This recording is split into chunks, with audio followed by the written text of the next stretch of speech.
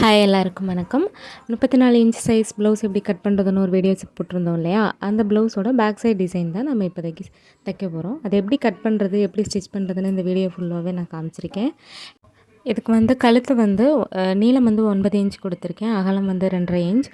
நம்ம ஃபஸ்ட்டு இந்த diamond blouse neck cut பண்ணுவோம் பார்த்திங்களா, அந்த மாதிரி நீங்கள் வச்சுட்டு நம்ம அப்படியே கட் பண்ணலாம். ஆனால் அது நெக்குக்கு நீட்டாக இருக்காது. அதனால் அந்த 2.5 இன்ச் எடுத்துருக்கோம் இல்லையா, அதுலேருந்து லைட்டாக வளைச்சி நம்ம இந்த ப்ளவுஸ் மேக் பண்ண போகிறோம்.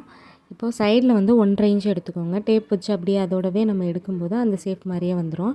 இது அந்த டைமண்ட் ஷேப் போட்டு கீழே எடுத்துருக்கோம் இல்லையா, அந்த இடத்துல நம்ம சாரியோட துணி கொடுக்க போகிறோம். இது ஃபுல்லாக அந்த நம்ம ப்ளவுஸோட கரை இருக்கும் இல்லையா, அந்த கரையை மட்டும் கட் பண்ணி நம்ம வைக்க போகிறோம். நான் ஏன் எல்லாத்துக்குமே ஹேண்ட் வாஷ் யூஸ் பண்ணுறேன்னா, ஹேண்ட் வாஷ் வைக்கும்போது நீட்டான ஒரு ஃபினிஷிங் கிடைக்கும். அதுக்காக தான். அப்படியே நம்ம கரையை வெட்டி வச்சோம் அப்படின்னா அது என்னமோ சரியாக இருக்காதுன்னு நினைக்கிறேன். அதனால் இது மாதிரி வைக்கும்போது நமக்கு ஜாயின் பண்ணுறது எதுவுமே தெரியாது. அயர்ன் பண்ணி தானே நம்ம வைக்க போகிறோம். அதனால் ப்ளவுஸுக்குள்ளே கொசா அது எதுவுமே நமக்கு தெரியாது. நீட்டான ஒரு ஃபினிஷிங் இருக்கும். இப்போ இதை கட் பண்ணியிருக்கோம்ல, இந்த இதுக்கே நம்ம தைச்சோம் அப்படின்னா தையலுக்கு நம்ம இடம் கொடுக்க முடியாது. அப்போ ப்ளவுஸோட அளவுகள் மாறுறதுக்கு வாய்ப்பு இருக்குது.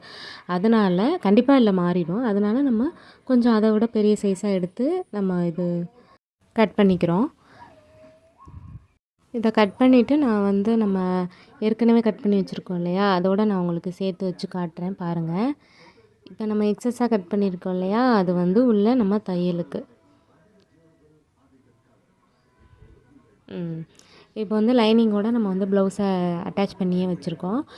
இப்போது அந்த சென்டரில் மார்க் பண்ணிவிட்டு இங்கிட்டு 2.5 இன்ச் அங்கிட்டு 2.5 இன்ச் நம்ம மார்க் பண்ணிவிட்டு ஃபஸ்ட்டு எடுத்து வச்சுருக்கோம்ல, நாங்கள் சொன்னல ப்ளவுஸோட கரையில் இருக்கிற அந்த பட்டு சரி மட்டும்தான். அது ஒரே லென்த்தாக தான் இருக்கும், அவ்வளோ அகலம் இருக்காதுங்கிறதுனால அந்த ஷேப்க்கு ஏற்ற மாதிரி கட் பண்ணணும். நான் இது கட் பண்ணும்போது நான் அதை வீடியோ எடுக்கலை. நான் அடுத்த தடவை நான் டிசைன் பண்ணும்போது கண்டிப்பாக வீடியோ எடுத்து அதை நான் அப்லோட் பண்ணுறேன். இந்த தடவை அதை நான் வீடியோ எடுக்கலை, அதனால தான் அதை நான் காட்ட முடியலை. ஆனால் உங்களுக்கு பார்க்கும்போது தெரியும். அந்த ஷேப் மட்டும் மாறாமல் அந்த ஒரு 1/4 இன்ச்சுனா அந்த 1/4 இன்ச்சு ஷேப்பில் அப்படியே நீங்கள் தைச்சிட்டு வாங்க.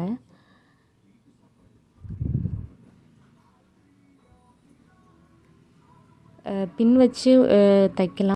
பிகினராக இருந்தீங்கன்னா ஃபஸ்ட்டு நெக்கை நம்ம பேக் சைடு வைக்கிறோம் இல்லையா, அப்போ பின் வச்சு பின் பண்ணிவிட்டு நீங்கள் தைச்சிங்கன்னா ஷேப் மாறாமல் வரும். நல்லா தைக்க வரும் அப்படின்னா பின் தேவையில்லை.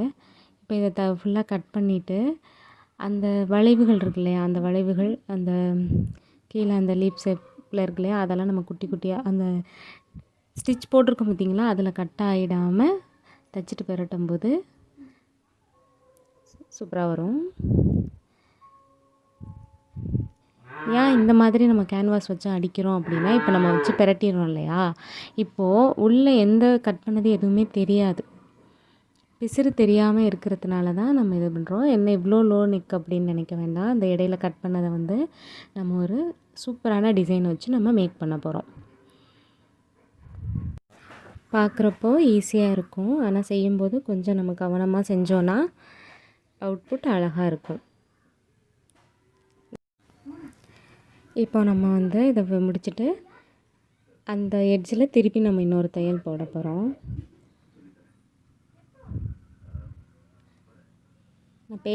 நான் சொல்கிறது எல்லாமே உங்களுக்கு ஓகேயாக இருந்தால் கமெண்ட் பண்ணுங்கள். ஃபுல்லாக பாருங்கள். உங்களுக்கு பிடிச்சிருந்துச்சுன்னா லைக் பண்ணுங்கள், கமெண்ட் பண்ணுங்கள், சேனலை சப்ஸ்கிரைப் பண்ணுங்கள். இதே மாதிரி நிறையா யூஸ்ஃபுல்லான வீடியோஸ் இருக்குது.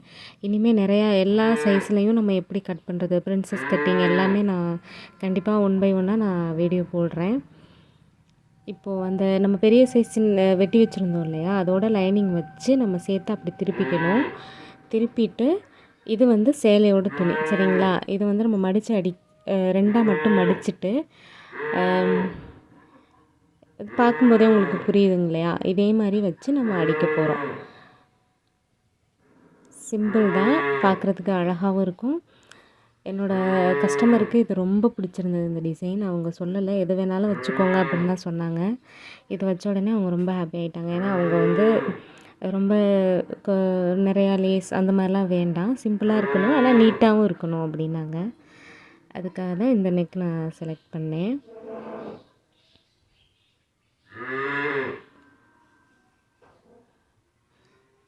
சைடில் இருக்கிறத நம்ம அதுக்கப்புறமா கட் பண்ணி விட்டுக்கிடலாம். இப்போ பாருங்கள், அழகாக பின்னல் மாதிரி எவ்வளோ ஒரு சூப்பராக இருக்குது அந்த டிசைன்.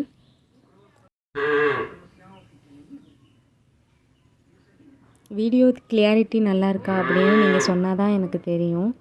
இதுக்கு மேலே நான் இன்னும் தெளிவாக நான் எடுத்து போஸ்ட் போடுறதுக்கு ட்ரை பண்ணுறேன். வீடியோ ரொம்ப லென்த்தாக போயிடும்னு தான் இந்த இதை நான் அடித்து பிரட்டினதை கூட நான் காமிக்கலை. பிகினர்ஸ் கூட இந்த டிசைன் வந்து கண்டிப்பாக ட்ரை பண்ணலாம். ஈஸியாக நீங்கள் தைக்கலாம். கொஞ்சம் சவுண்டாக இருக்குது, வீட்டில் மாடெல்லாம் கத்திகிட்ருக்கு. இவ்வளோ நேரம் அமைதியாக தான் இருந்தாங்க. இப்போது நேரானாக்கில் இப்படி கத்த ஆரம்பிச்சிட்டாங்க. அவங்க அம்மாவெல்லாம் போன உடனே இப்படி கத்த ஆரம்பிச்சிட்டாங்க.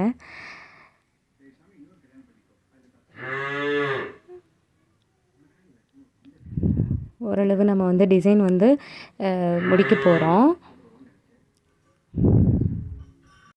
தையலில் ரொம்ப முக்கியமே 1/2 இன்ச் 1/4 இன்ச்சுனால் கரெக்டாக அந்த 1/2 இன்ச்சு 1/4 இன்ச்சில் நம்ம அடித்தா தான் அளவு மாறாமல் இருக்கும்.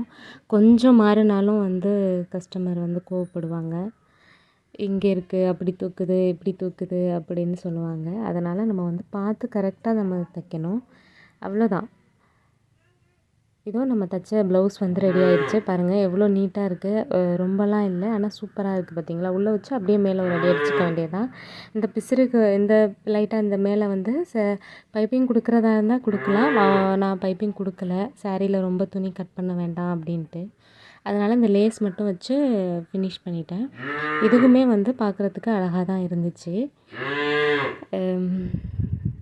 கண்டிப்பாக என்னோடய சேனல் நீங்கள் சப்ஸ்கிரைப் பண்ணுங்கள்.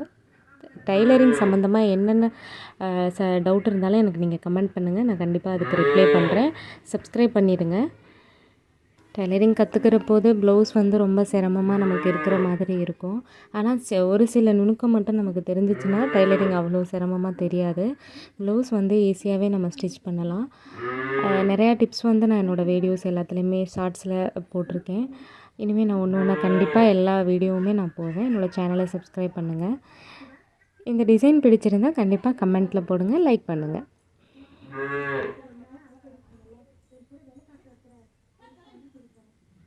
அவ்வளோதான், முடிஞ்சிடுச்சு ஃப்ரெண்ட்ஸ்.